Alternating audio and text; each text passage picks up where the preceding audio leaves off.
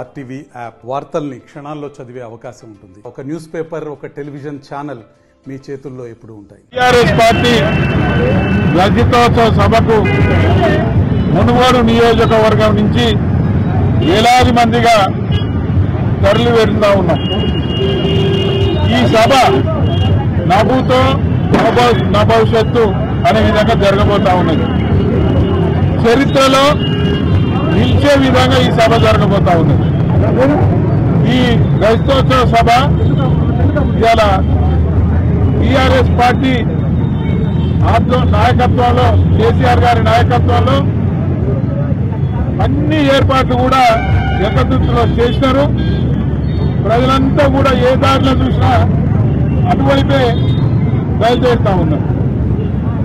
ఈ సభ రజతోత్సవ సభ ఈ కాంగ్రెస్ ప్రభుత్వానికి తిరుగుబాటు సభగా మారబోతా ఉన్నది. ఎందుకంటే ఈ కాంగ్రెస్ ప్రభుత్వం ఏ హామీలు కూడా నెరవేర్చలేదు. అబద్దాలు ఆడి అధికారంలోకి వచ్చింది. 6 హామీలు అన్నారు, 6 హామీలను తుంగలో దొక్కింది. రైతు బంధు పథకాన్ని తుంగలో దొక్కినారు. రైతు రుణమాఫీ చేస్తామన్నారు, రైతు రుణమాఫీలు కూడా పూర్తిగా చేయలేదు. ఇవాళ కళ్యాణ లక్ష్మికి తోడుగా తులం బంగారం ఇస్తామన్నారు. ఇలా తులం బంగారము ఎక్కడ వెళ్ళిందో అదేవిధంగా కేసీఆర్ కిట్ మాయమైపోయింది. ఇవాళ రైతులు పండించిన ధాన్యానికి గిట్టుబాటు ధర లేకుండా పోయినది.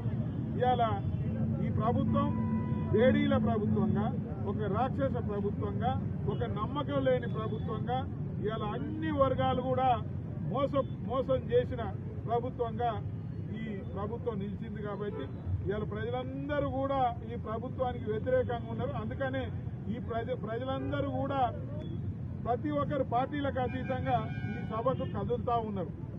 దీన్ని బట్టి కొందరు ఏమంటా ఉన్నారంటే ఈ రేవంత్ రెడ్డి ప్రభుత్వం మీద, ఈ కాంగ్రెస్ ప్రభుత్వం మీద వ్యతిరేకతను మేము చూపడానికి ఈ సభకు వెళ్తా ఉన్నాము.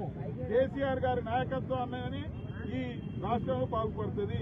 కేసీఆర్ నాయకత్వమే ఈ తెలంగాణ రాష్ట్రానికి శ్రీరామ రక్ష అని ప్రజలందరూ కూడా ఏకపక్షంగా నిర్ణయం తీసుకున్నారు.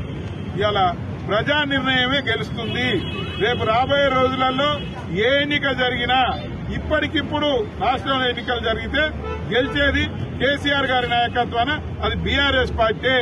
మళ్లీ ప్రభుత్వంలోకి, అధికారంలోకి రాబోతున్న పార్టీ ఏదైనా ఉన్నది అంటే ప్రజలంతా అనుకుంటున్నారు బీఆర్ఎస్ పార్టీ అనేది.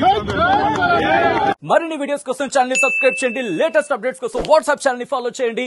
అండ్ లింక్ డిస్క్రిప్షన్ లో ఉంది.